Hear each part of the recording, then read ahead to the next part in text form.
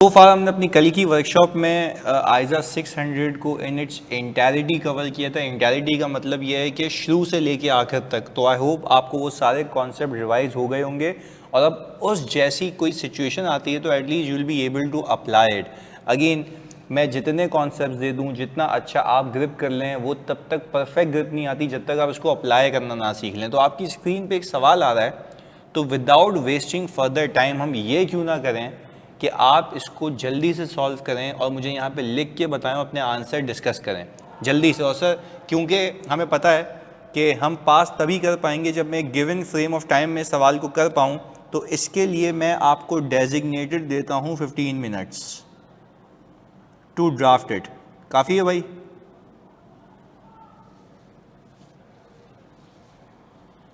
हाँ जी, डन है। और ये सवाल की जो वेटेज है वो है 12 मार्क्स।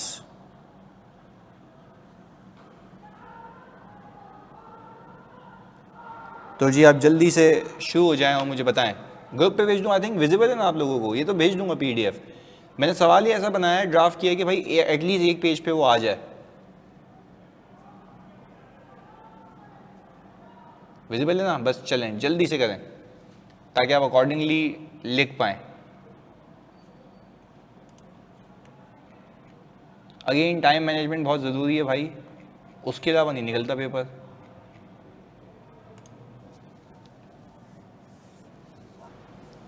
ये खामोशी को मैं साथ क्या समझूं? ब्लैंक साजिश है।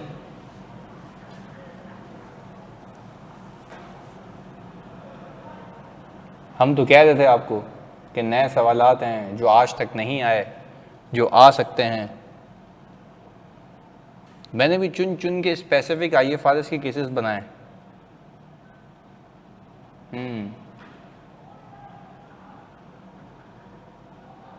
पेपर में नहीं चलता मैं कह रही हूँ। Mind struggle.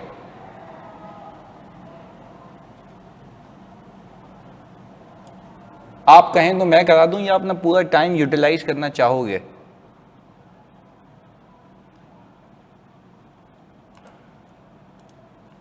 हाँ जी,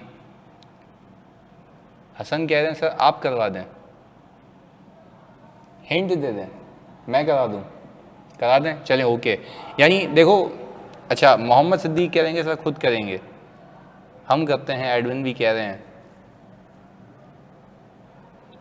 अच्छा देखो एक बात तो तय है ना, चलो मेजॉरिटी इस विद के मेजॉरिटी बच्चे ये कह रहे हैं कि सर आप खुद करा दें। देखो पहले तो हम इसको रीड कर लेते हैं तमीज़ से, सही है?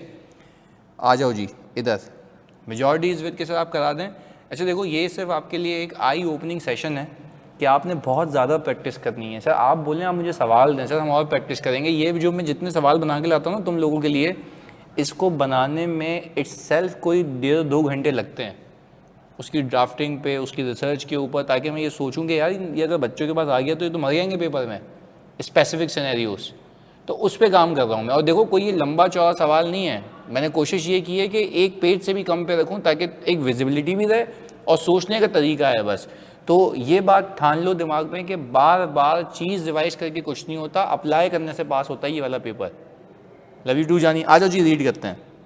मैंने कहा यहाँ पे लिखा हुआ है कमेंट करें on the matters to be considered and explain the audit evidence you should expect to find during your review of Chughtai group audit working paper in respect of each of the issue described. यानी अब सुने, कहा यह जा रहा है requirement में कि आप कमेंट करें मैटर्स के ऊपर जो आप कंसिडर करेंगे। कंसिडर का मतलब यही है कि सर आप इसको इवेल्युएट करें। पहले बताओ मेरे बच्चों ये बात समझ आ रही है? बोला कमेंट करें उन मैटर्स के ऊपर जो आप कंसिडर करेंगे। इसका मतलब क्या? इवेल्युएट करना सिचुएशन को। हाँ या ना में जवाब दो जल्दी से। इवेल्युएशन ही है ना सिचुएशन की। हाँ जी ऐसा है भाई, इवेल्युएशन है सिचुएशन की। आओ जी सिचुएशन को पहले समझते हैं कि क्या चल रहा है, इसको हटाते हैं पहले यहाँ से। अच्छा हम बोल रहे हैं कि आज जो चल रहा है वो जुलाई 2025 चल रहा है, सही है? You are the audit manager responsible for audit of Chughtai group the group. You are reviewing the audit working papers of the consolidated financial statement relating to the year ended 31 मार्च 2025. यानी आपके ईयर एंड को गुजरे हुए कितने महीने हो चुके हैं? हाँ भाई, अप्रैल मई जून 3 महीने हो चुके हैं, ऐसा ही है। आगे, the group specialises in wholesale supply of steel plate and steel metals. सही है भाई, ये इसने बिजनेस बता दिया इसका। The draft consolidated financial statement recognises revenue of 7670 million, यानी 7.6 बिलियन की बात कर रही है। अच्छा भाई आगे, फिर ये लास्ट ईयर का बता रहा है, प्रॉफिट बिफोर टैक्स बता रहा है और टोटल एसेट्स बता रहा है आज और पिछले साल के। आपकी फर्म परफॉर्म करती है audit of all individual company financial statement, यानी क्या हम ये कह सकते हैं कि हम ही कंपोनेंट के ऑडिटर्स हैं? हाँ भाई, हम ही कंपोनेंट के ऑडिटर्स हैं। We are component auditors as well. Okay, the audit senior has brought the following matters regarding the Dilu company to your attention. भाई हमने जो है एक मैटर सामने लेके आया हमारा ऑडिट टीम मेंबर, जो कि ये है, इसी को इवेल्युएट करना कि क्या होगा इसके अंदर सिचुएशन में। आ जाओ। The group purchase 40% share capital and voting rights in Dilu company on May 1, 2024। क्या ये acquisition within your year है?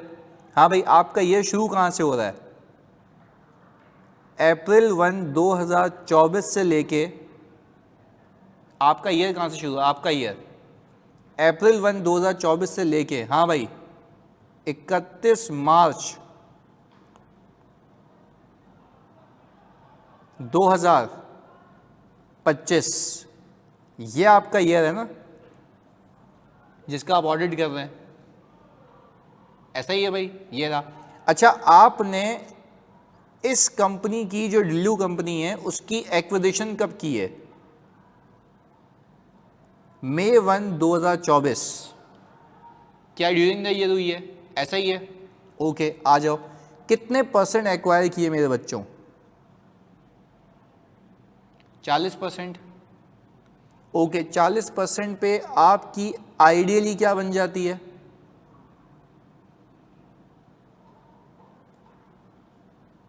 एसोसिएट। क्योंकि हम कहते हैं कोई कॉन्ट्ररी एविडेंस अगर ना हो तो in the absence of any other information आपका सिग्निफिकेंट इन्फ्लुएंस होता है। एग्रीड है? आइडियली एसोसिएट बन जाती है, बट आगे देखते हैं क्या हुआ। अच्छा, एसोसिएट की कौन सी अकाउंटिंग होती है, जल्दी बताओ।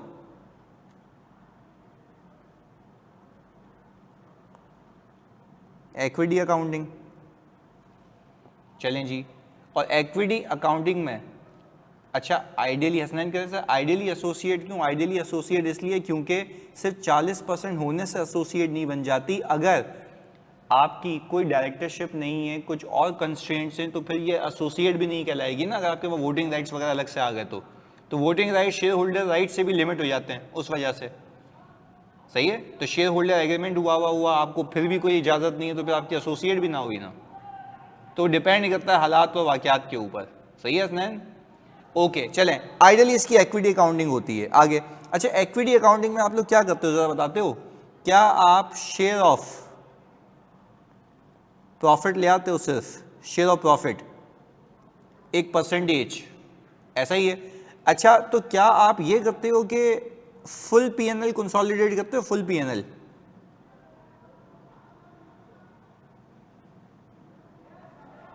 नहीं, फुल पीएनएल कंसोलिडेट नहीं होता। अब इस चीज़ों को दिमाग में रखना आपने कि दोनों में फ़र्क किया है। ओके, यानी पूरा पीएनएल कंसोलिडेट नहीं होता, सिर्फ और सिर्फ इक्विटी के शेयर का अपना हिस्सा अपने पास ले आता हूँ, शेयर ले आता हूँ उसके प्रॉफिट का। अगर कंसोलिडेशन होती तो क्या एक एक लाइन आइटम पूरा प्रॉफिट मेरे पास आ जाता? जल्दी बताओ, पूरा प्रॉफिट मेरे पास आ जाता? ऐसा ही है ना।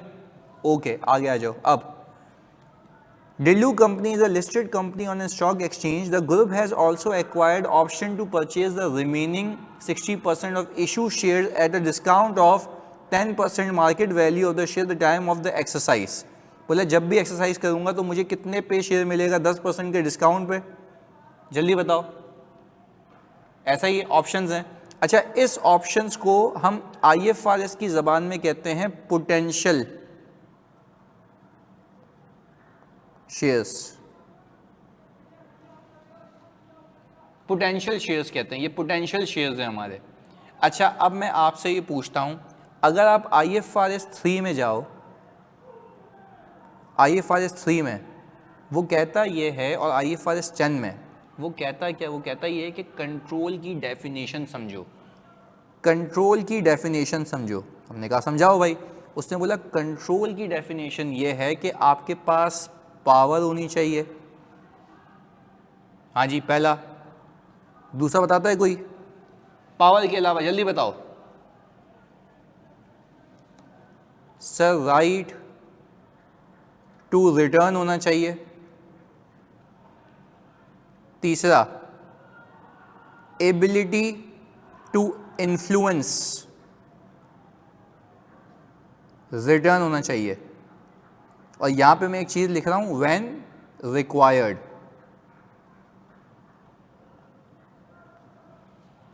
अच्छा, अब मैं आपसे पूछता हूं राइट टू रिटर्न क्या है? राइट टू रिटर्न ये है कि भाई मैं उस सब्सिडरी से कमा पाऊं डिविडेंड, उसके प्रॉफिट्स। सही है। अच्छा, सिर्फ पावर हो, राइट हो, या मैं इतनी ताकत रखता हूं कि मैं उसको इन्फ्लुएंस भी कर सकूं, यानी एबिलिटी भी हो मेरे पास।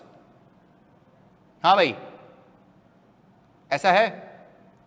तीनों होने चाहिए। आगे सुने, मैं आपसे ये कह रहा हूं सिर्फ 40% होना आपको पावर नहीं दे देता। क्या ख्याल है? सिर्फ 40% होना आपको पावर नहीं देता। मेरे पास 60% ऑप्शन है कि मैं चाहूं तो शेयर्स खरीद सकता हूं। हाँ भाई, ऐसा है? चाहूं तो मैं शेयर्स खरीद सकता हूं, मेरे पास 60% ऑप्शन है। अच्छा, मैं आपसे पूछता हूं, आज मैं AGM में बैठा हुआ हूं, क्या मैं इस ऑप्शन को एक्सरसाइज करके सारी चीजें अपनी मद में कन्वर्ट कर सकता हूं? आज अगर मैं बैठा हुआ हूं, कोई भी डिसीजन लेना हो, आज मैं कह सकता हूं यस मेरे पास इतनी पावर है, मेरे पास इतनी पावर है, मेरे पास इतनी पावर है, मेरे पास पोटेंशियल है। तो IFRS 3, IFRS 10 आपको ये कहते हैं भाईजान कि आप जो हैं पोटेंशियल ऑर्डिनरी शेयर्स भी जो आपके होते हैं उसको भी कंसिडर करने पड़ेंगे। प्लीज सुनना, पोटेंशियल ऑर्डिनरी शेयर्स जो हैं उसको भी कंसिडर करेंगे, चाहे आपने अभी उसको एक्सरसाइज ना ही किया हो, पर आपके पास ताकत है, आपके पास एबिलिटी है। क्या एबिलिटी है? जल्दी बताओ, क्या एबिलिटी है? यस सर, बिल्कुल है। तो क्या ये चीज मुझे इस बात पे गवाही दे रही है कि ये मेरी सब्सिडरी बन चुकी है? क्या ये चीज मेरी सब्सिडरी बन चुकी है? यस। तो इसको क्या होना चाहिए? इसको क्या होना चाहिए? जल्दी बताओ।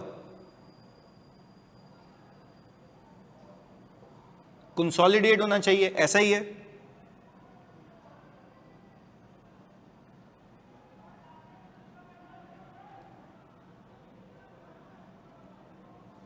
अच्छा, तो अब मुझे बताओ इस सवाल में ऊपर क्या चल रहा है। आ जाओ जी, देखते हैं इधर। The options are exercisable for 18 months from December 1, 2024। पहली बार ये पॉइंट सुना है। चलो, एक बुला IFRS 3 और 10 में इतना डिटेल से नहीं पढ़ा हमने, मैं वही निकाल रहा हूं तुम्हारे लिए। रुको 1 मिनट। अच्छा भाई, ये देखो, मैं यहां पे खाली 1 मिनट फेंक रहा हूं उसको।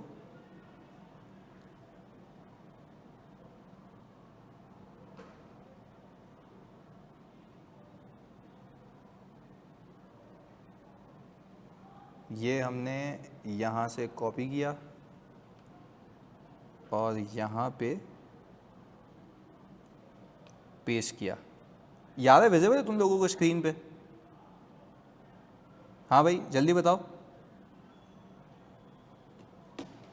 ओके, आज तक FFR में टेस्ट नहीं हुआ, तो भाई सही है ना? तो इसका मतलब नहीं है,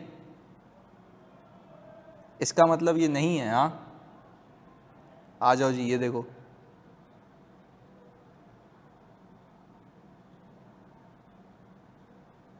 ओके, अच्छा अब जरा ये देखना मेरे बच्चों, इधर यहाँ पे क्या लिखा हुआ है? Under IFRS 10 control exist when the investor has power exposure to rights. यही बातें कही मैंने?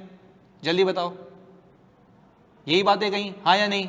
एक एक करके यार, सब तुम लोगों के लिए सिखा रहा हूं ना मैं। इधर 40% ownership you may still consolidate if the, क्या लिखा हुआ है? इफ द क्या लिखा हुआ है? Control exist. Okay, common situation where 40% may still result in consolidation.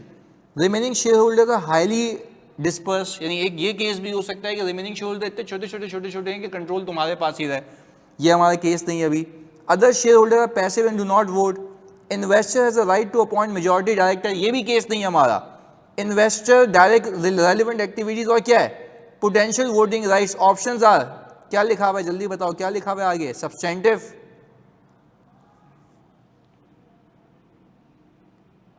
Okay आगे सुनो, the key issue regarding the option is whether the option gives you substantive potential voting rights, यानी क्या ऑप्शन आपको substantive potential voting rights देगा, yes अगर कब, if the option is currently exercisable, क्या currently exercise हो गया या एक्सरसाइजेबल है, रिपीट करता हूं एक मिनट को, क्या एक्सरसाइज हो गया या एक्सरसाइजेबल है, एक्सरसाइजेबल है, तो क्या मैंने एक्सरसाइज नहीं किया तो मेरे पास पावर नहीं है, एक्सरसाइज नहीं किया तो मेरे पास पावर नहीं है, है? अच्छा इकोनॉमिकली बेनिफिशियल कैसे, इकोनॉमिकली बेनिफिशियल कैसे, हाईफाई डस्ट में होना चाहिए, हम हैं भी, हाँ जी 10% डिस्काउंट है, और क्या प्रैक्टिकेबिलिटी है एक्सरसाइज करने की, हाँ जी क्या प्रैक्टिकेबिलिटी है एक्सरसाइज करने की, हाँ भाई ओके। अब मैं एक और चीज दिखा रहा हूं तुम लोगों को, सर 18 मंथ्स बाद एक्सरसाइज कर सकते हैं ना, नहीं नहीं नहीं नहीं, वो क्या कह रहा आपने पढ़ा नहीं है उसको, देखो लिखा हुआ क्या है मैंने, 18 मंथ्स के बाद करेगा या 18 महीनों के लिए एक्सरसाइजेबल है, जल्दी बताओ।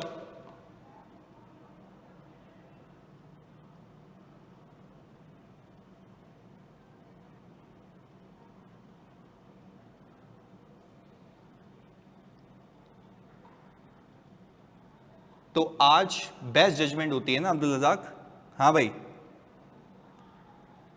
ऐसा है, जल्दी बताओ भाई। इसने कहा कि सर आज कंसोलिडेट कर लिया आपने, सही है आज कंसोलिडेट कर लिया आपने, बट ये है कि बाद में जाके नहीं किया, तो भाई देन तो फिर सिचुएशन रिवर्स हो जाएगी ना, इसका मतलब है कंट्रोल नहीं है आपका, जल्दी बताओ।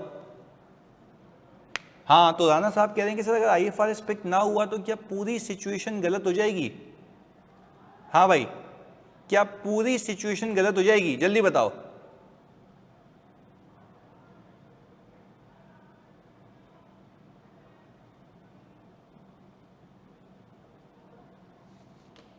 प्रोस्पेक्टिव ट्रीट करेंगे इफ नॉट एक्सरसाइजेबल, हाँ यस प्रोस्पेक्टिव होगा बिल्कुल। सर कंट्रोल फिर 1 दिसंबर को आया ना, नहीं नहीं नहीं नहीं ऐसा नहीं ऐसा नहीं ऐसा नहीं ऐसा नहीं है, सुनो सुनो सुनो सुनो सुनो, हम कह रहे हैं क्या हम एजेड पे बैठे हुए हैं, फेल नहीं होगा ना इंशाल्लाह, अभी प्रैक्टिस कर रहे हैं ना, सुनो क्या हम एजेड पे बैठे हुए हैं, ऐसा ही है। आपसे ये पूछा जा रहा है कि आपके पास क्या इस सब्सिडरी का कंट्रोल है, जवाब आता है यस। अच्छा बट आप जब सर अगर कंसोल कर लिया एसोसिएट तो NCI 0% रखेंगे या 60% ही, नहीं अब जब आप इसको कंसोलिडेट करेंगे तो आपके पास जो अब अकाउंटिंग होगी कंसोलिडेशन होगी, जब तक आप शेयर्स एक्वायर नहीं कर लेते तब तक 60% होगी NCI, क्लियर है ओके। अच्छा तो क्या हम यहाँ पे ये कह रहे हैं, क्या हम यहाँ पे ये कह रहे हैं कि वो यही तो कह रहा है कि यार आप ये नहीं सोचो कि उसने एक्सरसाइज नहीं किया, क्या वो राइट एक्सरसाइजेबल है या नहीं है, दो अलग अलग बातें हैं। क्या मैं वेट करूंगा उसकी एक्सरसाइज करने का या राइट एक्सरसाइजेबल होना चाहिए,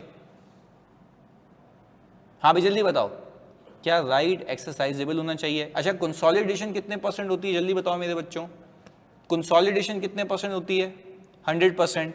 हाँ 100% कंसोलिडेशन होगी, बट मैं NCI को 60% रखूंगा जब तक मैं शेयर एक्वायर ना कर लूं, बात समझ आती है, तो मैं कंट्रोल कर रहा हूं।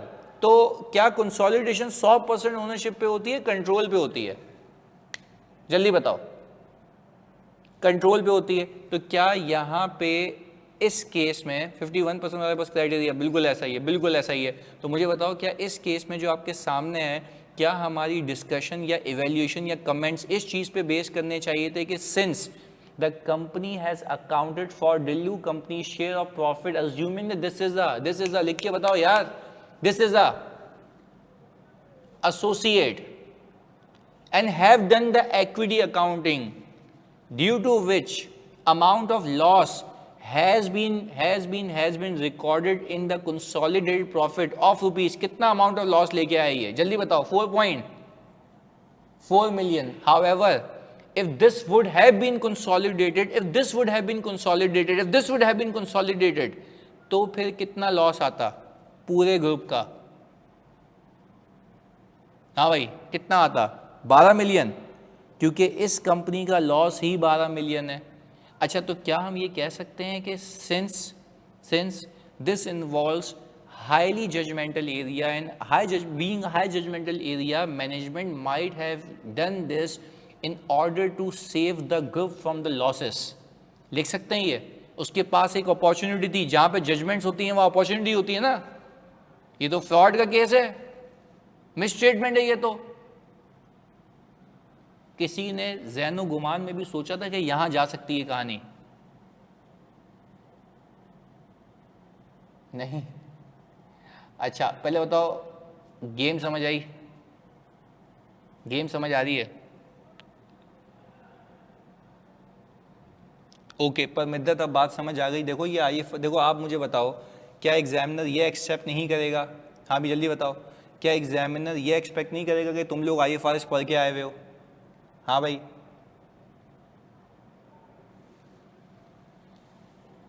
समझाने पर समझ आई? आप ना कह रही हैं AFRS पास से वो लग नहीं रहा। अच्छा, तो आप कहें तो मैं ऐसे और भी केसेस करा दूं। अच्छा देखो, एक बात है, जैसे यहाँ पे बच्चे कह रहे हैं कि सर आप IFRS की समरीज देते हैं, मुझे एक बात बताओ, मैं IFRS की समरीज भी दे दूंगा कि ये टेक्निकल केसेस सिर्फ पढ़ के समझ आते हैं या अप्लाई करके समझ आते हैं? अप्लाई करके। मैंने अभी रिसेंटली एक क्लाइंट पे ये देखा तो मैंने डाल दिया सवाल में, तो उस हिसाब से मैंने कहा चलो इनसे पूछते हैं कि क्या होगा। अगेन मुझे बताओ, क्या ये प्लीज सुनना। करा देते हैं यानी करा देते हैं। स्ट्रेटेजी भी एक सवाल करा देंगे, बिल्कुल करा देंगे। अब मेरे हर क्लाइंट पे यही टेक्निकल चल रही होती है, क्योंकि मैं IFRS डेस्क के साथ भी बैठा हुआ होता हूँ ना, तो वो सिचुएशन पूरी दुनिया की कहीं भी होती है ना, मेरे पास आ रही होती हैं, तो उस पर दिमाग लगाना पड़ता है, सोचना पड़ता है कि कौन सी चीज़ कौन से पैरा से आ रही है, तो वो इसलिए ये मुझे पता होता है।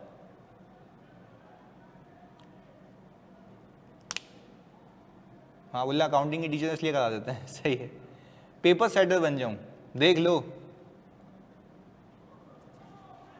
Please don't. ओके, अच्छा सुनो, मसला हो जाएगा ना जानी, मसला हो जाएगा, हमें बता देना। चलो सही है, ओके। अच्छा मेरे बच्चों, बात सुनो जल्दी सुनना मेरे बच्चे, मेरा जल्दी से। मैं इंशाल्लाह ऐसे करते हैं, सवाल और करते हैं, सुनो। अच्छा तो पहले बताओ, डिस्कशन बात समझ आती है? अब तुम्हें कहानी समझ आई कि क्या चल रहा है? कहानी समझ आई? और मुझे बताते हो क्या ये जो मैंने कंसोलिडेट नहीं किया, is this material to the group? अब ये कंक्लूड करोगे मटेरियलिटी भी, क्योंकि तुम्हें इवेल्युएट करना है। जल्दी बताओ, is this matter is material to the group? Please tell me, is this matter material to the group? अच्छा, how you are seeing that this is material to the group? Please बताओ कैसे material है, लिख के बताओ।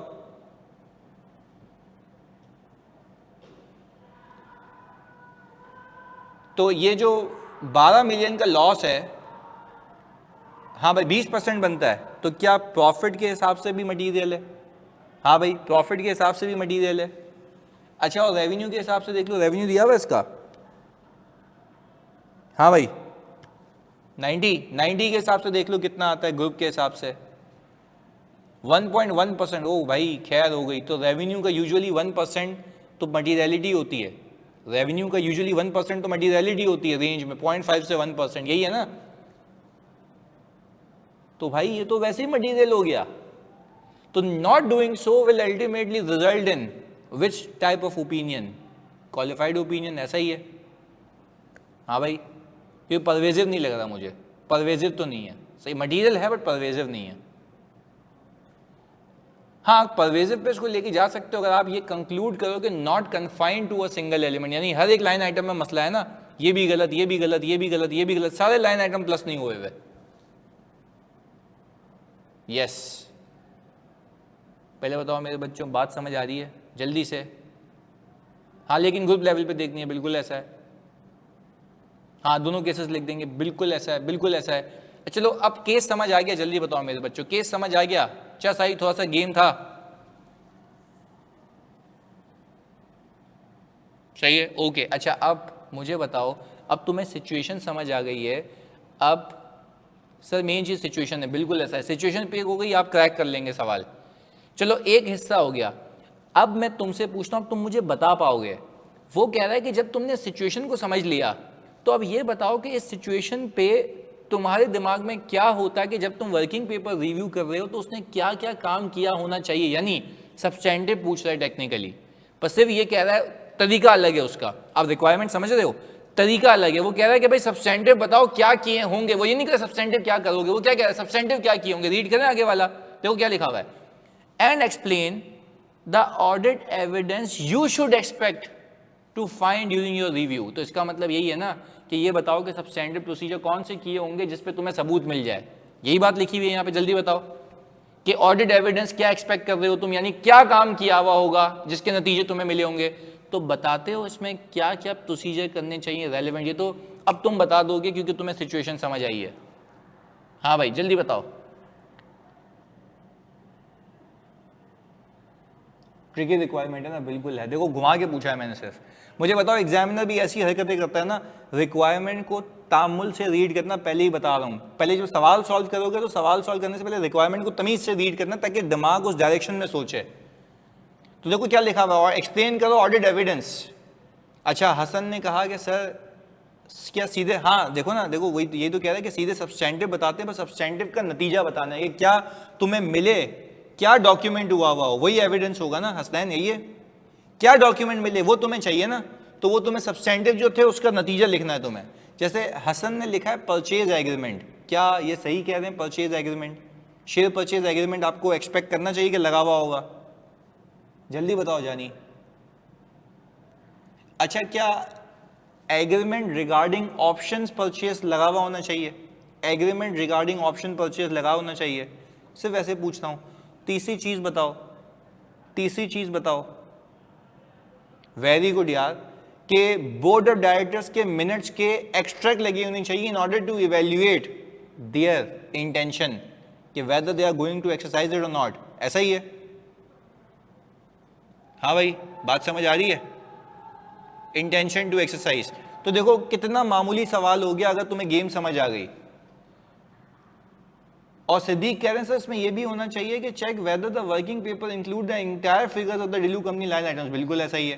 Payment transfer देखनी है, payment transfer देखनी है, बिल्कुल सही है। वेरी गुड, बेहतरीन। तो मुझे बताओ अब जब तुमने क्रैक किया सिचुएशन को, क्या तुम लोगों ने प्रोसीजर भी क्रैक कर ली है? हाँ बिल्कुल ऐसा ही है।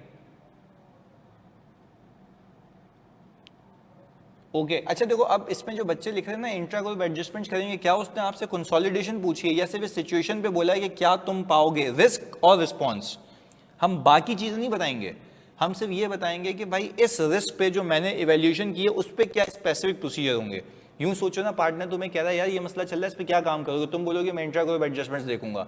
पार्टनर बोलेगा भाई क्या दिमाग खराब हो गया, मैं तुमसे पूछ रहा हूँ इस मसले पे क्या काम करोगे। तो आपने जो काम करना है वो सिर्फ इसी मसले पे करना है अभी एज ऑफ नाउ। जल्दी बताओ, जल्दी बताओ मेरे बच्चों, इसी मसले पे करना ना काम अभी एज ऑफ नाउ। तो आप बाकी चीजें नहीं कहेंगे। सर सब्सिक्वेंटली बाय किया हो, तो सब्सिक्वेंटली बाय किया हो तो मतलब अच्छा वो ओके, आप ये कह रहे हैं कि आप ईयर एंड के बाद वाले जो पोस्ट रिपोर्टिंग इवेंट्स है उसकी बात कर रहे हैं। पोस्ट रिपोर्टिंग इवेंट्स हाँ वो भी देख सकते हैं कि क्या है उसमें, पर मेरे ख्याल से लेवल का सवाल है। चले सही है। अच्छा अब मुझे एक बात बताओ, हम जरा इसको रीड कर लें सोल्यूशन को। इधर आ जाओ, ये रहा। Key matter to consider the status of the investment in Dilu company in the consolidated financial statements of the group although 40% holding falls within the usual percentage presumption range of an associate following IAS 28 associate and joint ventures। ऐसा ही है भाई। The existence of the share option over remaining 60% is indicative of control following IFRS 10 consolidated financial statements। ये indicate कर रहा है कि control हो सकता है। आगे IFRS 10 contains specific guidance on the situation where control may exist when the investor does not hold a majority of the voting rights। According to IFRS 10, control and therefore the status of the subsidiary may be based on potential voting rights, provided such rights are substantive। यही है, provided such rights are substantive, यही बताया था मैंने IFRS से, तुम्हें लिखा हुआ है ना यहाँ पे। क्या बोला, स्टेटस सब्सिडी आ जाएगा जो कि पोटेंशियल वोटिंग राइट्स पे होगा, बस सब्जेक्ट टू वो राइट सब्सटेंटिव, यानी फायदेमंद हो आपके लिए, अदरवाइज तो आप एक्सरसाइज ही नहीं करोगे। अच्छा, अगर इसमें ये लिखा होता आप ऑप्शन एक्सरसाइज कर सकते हो बट ये उस वक्त देखा जाएगा जो प्राइस होगी उस पे, अब क्या होता? अब नहीं होता क्योंकि सब्सटेंटिव राइट्स नहीं है, तो ईयर एंड पे आपकी कोई नीयत नहीं होती ना इसको एक्सरसाइज करने की। क्या ख्याल है? ईयर एंड के ऊपर आपकी कोई नीयत नहीं होती इसको एक्सरसाइज करने की, ऐसा है मेरे बच्चों? डन हो गया? बात समझ आती है? Okay. In case of Dilu company the potential voting rights are exercisable in near future within 1 month from the reporting date, and the 10% discount the market price makes them commercially attractive to the group. The options therefore represent substantive potential voting rights and Dillu company statement profit or loss should be consolidated line by line item. क्या हमने भी यही बात कही कि line by line item आना चाहिए, तो शेयर ऑफ प्रॉफिट नहीं आना चाहिए? क्या ख्याल है? क्या ख्याल है, जल्दी बताओ। ओके, आगे। The 40% holding in Dillu company has been held for 11 months for the current reporting period. The time apportioned revenue is therefore material to the consolidated financial statements. यानी देखो हमने क्या करना है कि उसके टाइम अपोर्शन रेवेन्यू देखना है, क्योंकि 11 मंथ्स होगा, क्योंकि हमारा राइट एक्विजिशन के बाद होता है। आगे, on the same basis time apportion loss 11 million which is 6.6 million greater than the loss recognized under the equity matter 4.4 million. यानी उसने सिर्फ 4.4 million का किया, जबकि लॉस पूरी सब्सिडी का कितना आना चाहिए, जल्दी बताओ। पूरी लॉस सब्सिडी का कितना आना चाहिए? 11 मिलियन। ऐसा ही है, पक्की बात है। आ जाओ जी आगे। अब क्योंकि उसके टाइम अपोर्शन लॉस है वो, आगे जी। The difference is also material to the financial statement 12% of the group profit before tax. Given the loss making status of Dilu company this is incentive not to consolidate the entity. क्या incentive है इसके पास ना consolidate करने का? हाँ भाई, क्या incentive है इसके पास?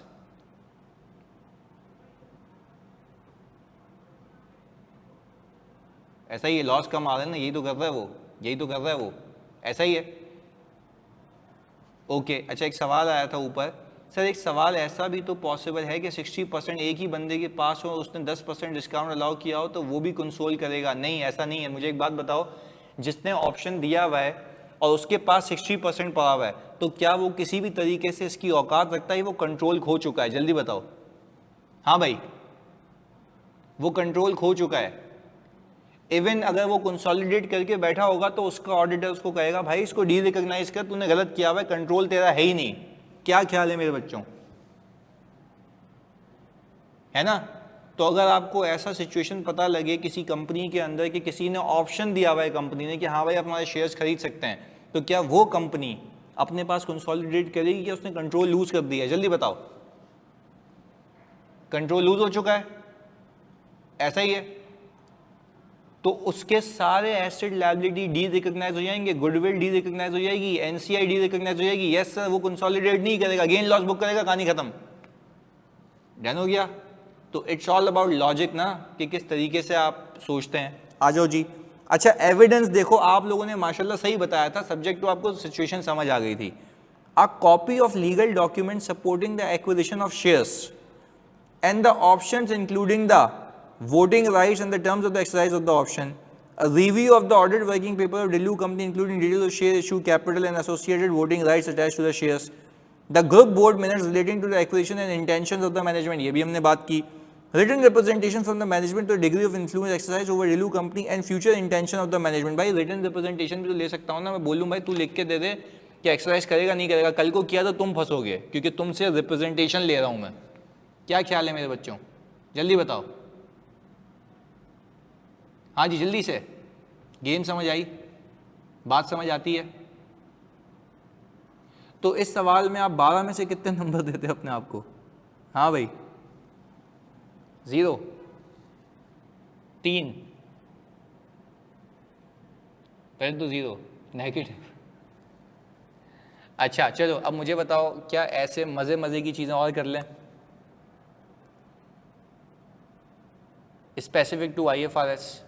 अच्छा, मुझे एक और चीज़ पे गाइड करो, कल हम और प्रैक्टिस कर लें जिसमें रिस्क भी घुसा दूं, कंसोल भी घुसा दूं, पूरा मिक्स प्लेट सवाल, अगर तुम कहते हो तो पूरा मिक्स, जिसमें रिस्क हो, कंसोल हो, स्ट्रेटजी हो, ताकि रिवीजन करें। फिर हम यूं करेंगे कि फिर हम हल्का सा फिर अच्छा मैं करूँगा ये जो छोटे छोटे स्टैंडर्ड है ना एक्सपर्ट का, आपको पता ना एक्सपर्ट का आयजा कभी भी अलग से टेस्ट नहीं होता, ये तो मानते हो ना, ये सिखाने के लिए मेरे बच्चों, एक्सपर्ट का आयजा अलग से टेस्ट नहीं होता, सवाल में घुस के आता है कि इसमें आप कॉम्पिटेंस, कैपेबिलिटी, ऑब्जेक्टिविटी इवैल्यूएट करते हो, सारी चीज़ें। अच्छा पहली चीज़ आपको ये पता है सब्सिक्वेंट इवेंट का भी अलग से नहीं आता, रिपोर्ट के साथ आता है, ये भी बात समझ आती है। एक्सटर्नल कंफर्मेशन भी अलग से नहीं आता, यही है। तो क्योंकि आप बड़े लेवल पे आ चुके हो तो high level strategy, planning, procedure, assessment, ये सारी चीज़ें आनी होती हैं आपकी। ये मेरी अपनी असेसमेंट भी है और ये हो भी रहा है। तो हम ये करते हैं अगले 2 दिन लग के प्रैक्टिस करते हैं नए नए सिनेरियोज की। क्या कहते हो, कोई तो चुपकेगा ज़िंदगी में, कोई तो चुपकेगा ज़िंदगी में, ताकि दिमाग सोचने पर मजबूर हो जाए। फिर उसके बाद हम वॉल्यूम 2 शुरू करते हैं। क्या ख्याल है, टारगेट चलते प्रैक्टिस करा दूँ मैं, डन है? कोड ऑफ एथिक्स भी कर लेंगे इंशाल्लाह। चलो डन हो गया। तो इसको मैं इतना रख रहा हूँ, कंसोल में क्या आ सकता है FAFR में से। अच्छा मेरा अपना जो हंच है, कंसोलिडेटेड कैश फ्लो पूछेगा वो फॉरेन करेंसी के साथ। थैंक यू जी अब्दुल, लव यू।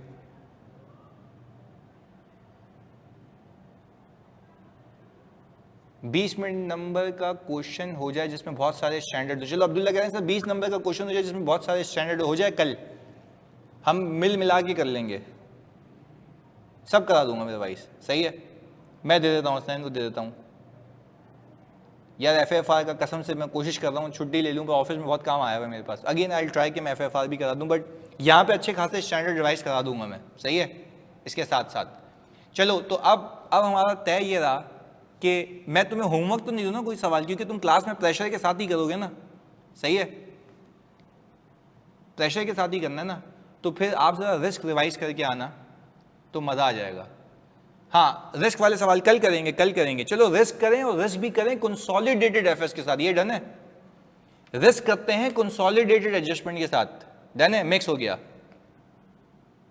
चलो ये बात डन हो गई मेरी तरफ से। मैं बता देता हूँ, ना मैसेज पे आपको मैसेज आया था, बता देता हूँ मैं।